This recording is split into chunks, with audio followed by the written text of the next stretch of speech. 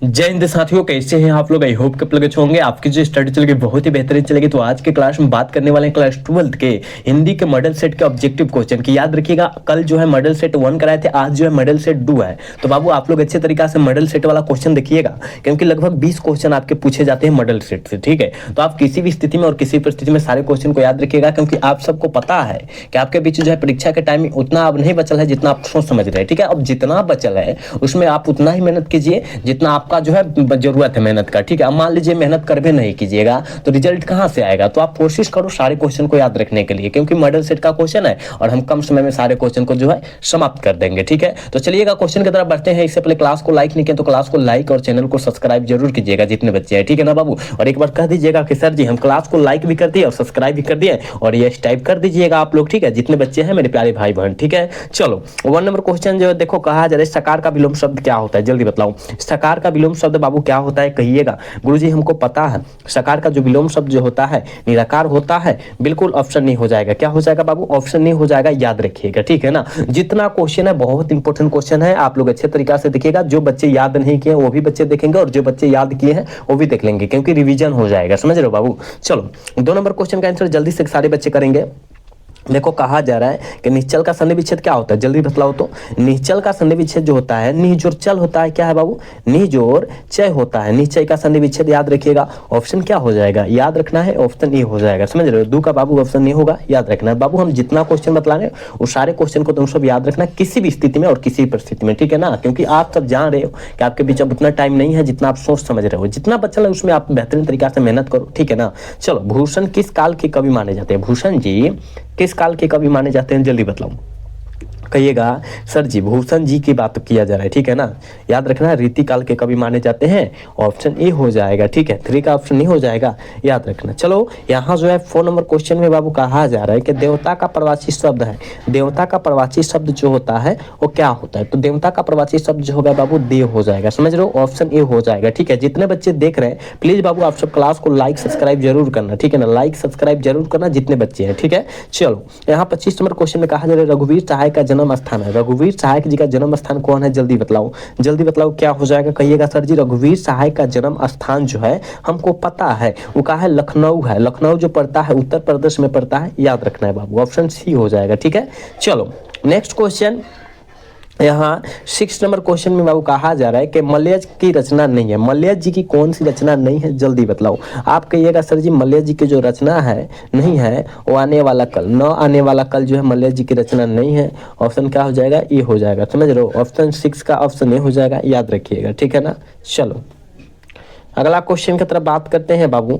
यहाँ जो है 7 नंबर क्वेश्चन में देखो ना, कहा जा रहा है कि ज्ञात का विलोम शब्द क्या होता है, जल्दी से बतला दो। कहिएगा सर जी ज्ञात का विलोम शब्द जो होता है अज्ञात होता है, ऑप्शन बी हो जाएगा। समझ रहे हो, ऑप्शन 7 का ऑप्शन बी हो जाएगा, याद रखना। ठीक है ना, ये ना कि हम अंजादी तुक्का मार रहे हैं, तुक्का नहीं मारना तुम सब। ठीक है बाबू, तुक्का नहीं मारना, नहीं तो जो बच्चा अंजादी तुक्का मार रहा होगा उस तरह नहीं करना है। याद है तो मारिएगा। ठीक है ना, और नहीं याद है तो आप लोग अच्छे तरीके से देख लीजिएगा ना, तो सारे क्वेश्चन याद हो जाएगा। बहुत आसान क्वेश्चन है, बहुत आसान। जो जिस टाइप का क्वेश्चन आता है ना आपके एग्जाम में उसी तरीका से क्वेश्चन है, तो आप अच्छे तरीका से देखो। ठीक है ना, चलो इसका आंसर बताओ। कहा जाए कि भारत का विशेषण जो होता है वो क्या होता है, कहिएगा सर भारत का विशेषण जो होता है भारतीय होता है, बिल्कुल ऑप्शन बी हो जाएगा। 8 का ऑप्शन बी होगा, याद रखना। ठीक है, चलो 9 नंबर क्वेश्चन में कहा जाए संपूर्ण क्रांति के रचनाकार कौन है, जल्दी बतलाओ तो। संपूर्ण क्रांति के रचनाकार जो है वो कौन है, आप कहिएगा सर हम जानते हैं संपूर्ण क्रांति के रचनाकार जो है वो जो है जयप्रकाश नारायण जी है, ऑप्शन सी हो जाएगा।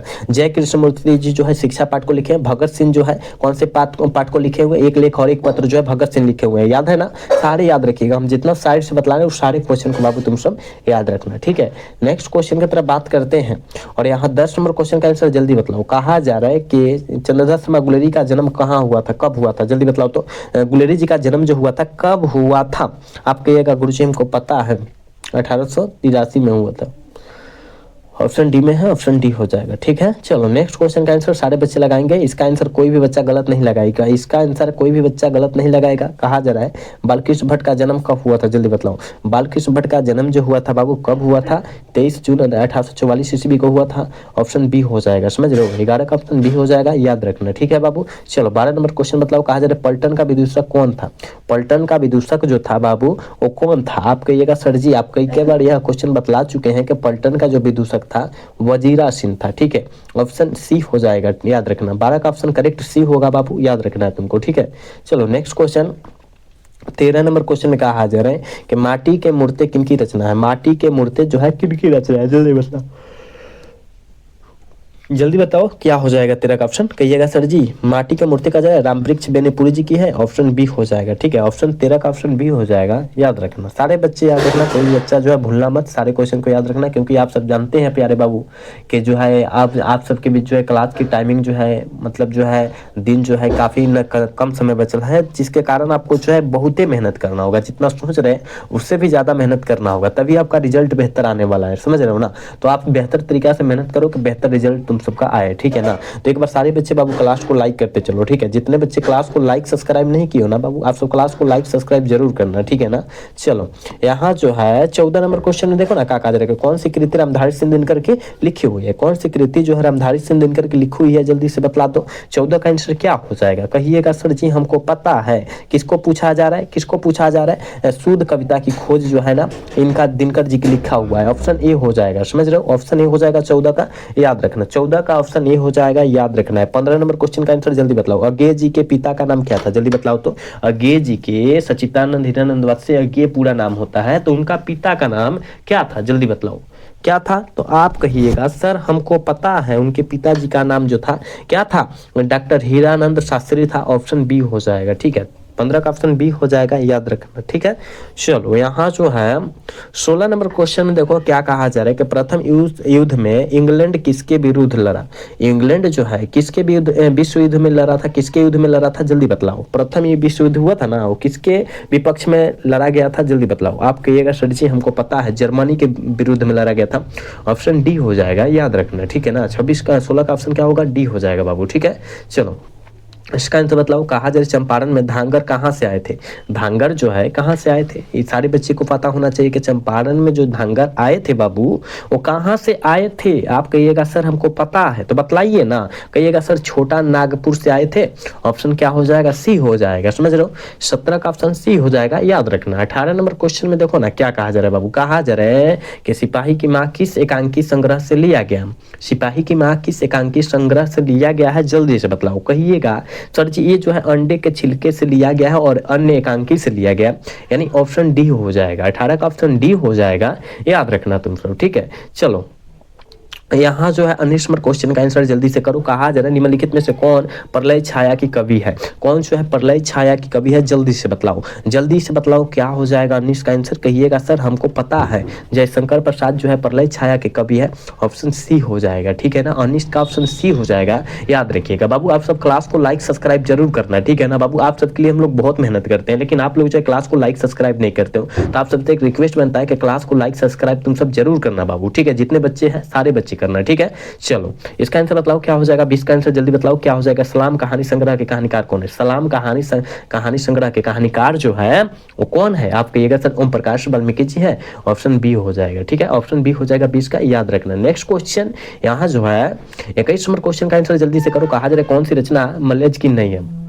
कौन सी रचना जो है वो मल्ल जी की नहीं है? जल्दी बतलाओ। 21 का आंसर क्या हो जाएगा? कहिएगा सर हमको पता है, मल्ल जी की रचना पूछा जा रहा है, तो याद रखना वो कहा है सुनो राधिका नहीं है, याद रखना ऑप्शन डी हो जाएगा। समझ रहे हो? 21 का ऑप्शन डी होगा, याद रखना। ठीक है, चलो इसका आंसर बतलाओ। बहुत इंपॉर्टेंट क्वेश्चन है, 22 नंबर क्वेश्चन जो है बहुत इंपॉर्टेंट क्वेश्चन है। कहा जा रहा है पंडित राम अवतार क्या थे? पंडित राम अवतार क्या थे? जल्दी बतलाओ। कहिएगा सर पंडित राम अवतार जो थे क्या थे? ज्योतिष और वैद्य थे, यानी ऑप्शन डी हो जाएगा। समझ रहे हो? 22 का ऑप्शन डी होगा, याद रखना। ठीक है, चलो नेक्स्ट क्वेश्चन, यानी यहाँ जो है 23 नंबर क्वेश्चन का आंसर जल्दी से कर दोगे। कहा जा रहा है जय कृष्ण मूर्ति का जन्म कब हुआ था? जय कृष्ण मूर्ति का जन्म जो हुआ था वो कब हुआ था बाबू? जल्दी से बतला दो। कहिएगा सर हमको पता है, ये जो हुआ था ना 12 मई 1895 ईस्वी को हुआ था, यानी ऑप्शन ए हो जाएगा। ठीक है ना? 23 का ऑप्शन ए हो जाएगा, याद रखिएगा। बहुत इंपॉर्टेंट क्वेश्चन है, मॉडल सेट का क्वेश्चन जो है बहुत इंपॉर्टेंट क्वेश्चन है, तो आपको याद रखना है, कोई भी क्वेश्चन को नहीं छोड़ना है बाबू। समझ रहे हो? चलो कहा जा रहा है 24 नंबर क्वेश्चन में कि पद्मावत के रचनाकार कौन है? बहुत इंपॉर्टेंट क्वेश्चन है भी, कि पद्मावत के रचनाकार जो है बाबू वो कौन है? कि ये मलिक मोहम्मद जायसी जी है, ऑप्शन ए इसका भी आंसर हो जाएगा। समझ रहे हो? 24 का भी ऑप्शन है, 23 का भी ऑप्शन है। ठीक है, चलो 25 का आंसर जल्दी से करो बाबू, क्या हो जाएगा? 25 का आंसर जल्दी से करो। कहा जा रहा है सूरदास के गुरु का क्या नाम था? सूरदास जी के गुरु का जो नाम था वो क्या था रे बाबू? कहिएगा वल्लभाचार्य था। ऑप्शन सी हो जाएगा, समझ रहे हो? 25 का ऑप्शन सी हो जाएगा, याद रखना, ठीक है। चलो 26 नंबर क्वेश्चन में देखो क्या कहा जाए, तुलसीदास का मूल नाम क्या था? तुलसीदास का मूल नाम जो था क्या था? ये सारे बच्चे को पता है, राम बोला। क्या राम बोला था? ऑप्शन बी हो जाएगा, ठीक है। 26 का ऑप्शन बी हो जाएगा, याद रखना, ठीक है बाबू। चलो अगला क्वेश्चन की तरफ बात करेंगे। 27 नंबर क्वेश्चन में कहा जा रहा है भक्तमाल के रचयिता कौन है? भक्तमाल के रचयिता कौन है, जल्दी बतलाओ। ये सारे बच्चे को पता होना चाहिए, बहुत इंपॉर्टेंट है भी क्वेश्चन है। कहिएगा सर नाभादास, भक्तमाल के रचनाकार जो है नाभादास है, ऑप्शन डी हो जाएगा, समझ रहे हो? 27 का ऑप्शन डी होगा, याद रखना, ठीक है। नेक्स्ट क्वेश्चन की तरफ बात करेंगे। 28 नंबर क्वेश्चन का आंसर जल्दी से कर दो, क्या होने वाला है? जल्दी से करो तुम सब, क्या होने वाला है? कहा जा रहा है कि भूषण के पिताजी का क्या नाम था? भूषण जी के पिता का जो नाम था वो क्या था बाबू? कहिएगा सर हमको पता है, क्या रत्नाकर त्रिपाठी था। ऑप्शन ए हो जाएगा, ठीक है। 28 का ऑप्शन ए हो जाएगा, याद रखना, ठीक है। नेक्स्ट क्वेश्चन यहाँ जो है 29 नंबर क्वेश्चन में देखो क्या कहा जा रहा है कि जयशंकर प्रसाद किस वाद के कवि थे? जयशंकर प्रसाद जी किस वाद के कवि थे? छायावाद वाद के कवि थे। ऑप्शन ए हो जाएगा, ठीक है। 29 का ऑप्शन ए हो जाएगा, याद रखना, ठीक है। चलो 30 नंबर क्वेश्चन का आंसर बतलाओ, बिखरे मोती क्या है? बिखरे मोती जो है क्या है? आप कहिएगा सर बिखरे मोती जो है सुभद्रा कुमारी के चौहान के द्वारा रचा गया एक कहानी संग्रह है। बिल्कुल ऑप्शन डी हो जाएगा, याद रखना, ठीक है। 30 का ऑप्शन डी होगा, याद रखना है तुम सबको, ठीक है बाबू।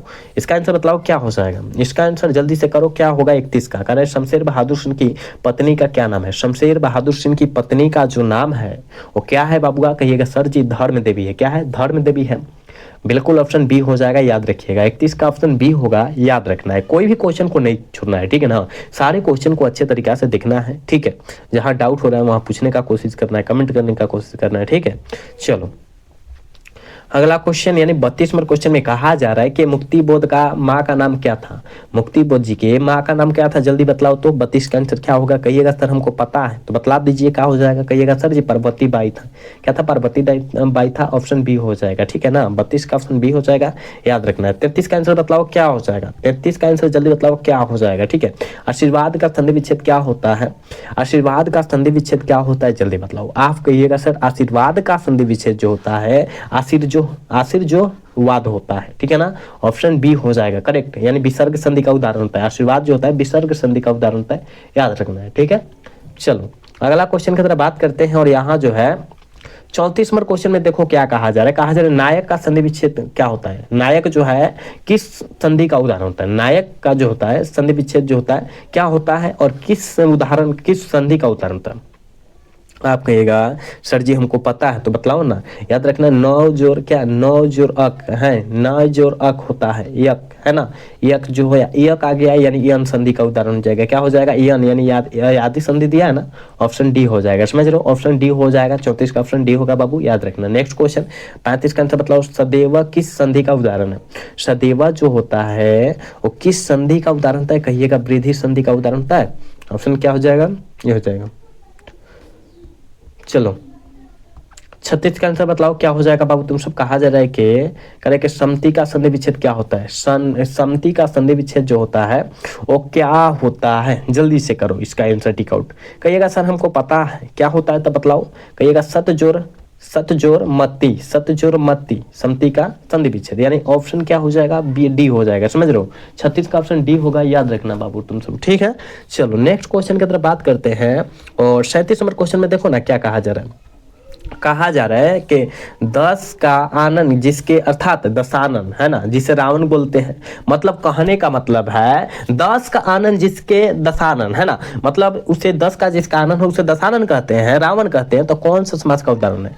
कौन सा? हमने बतलाया था जहां कोई दुनिया में एक हो विशेष हो उसे हम लोग बहुब्रीहि समास कहते हैं। बिल्कुल क्या हो जाएगा? ए हो जाएगा, समझ रहे हो? 37 का बाबू ऑप्शन ए हो जाएगा, याद रखना तुम सब। चलो नेक्स्ट क्वेश्चन यानी यहाँ जो है 38 नंबर क्वेश्चन में देखो ना क्या कहा जा रहा है। देखो कहा जा रहा है करे के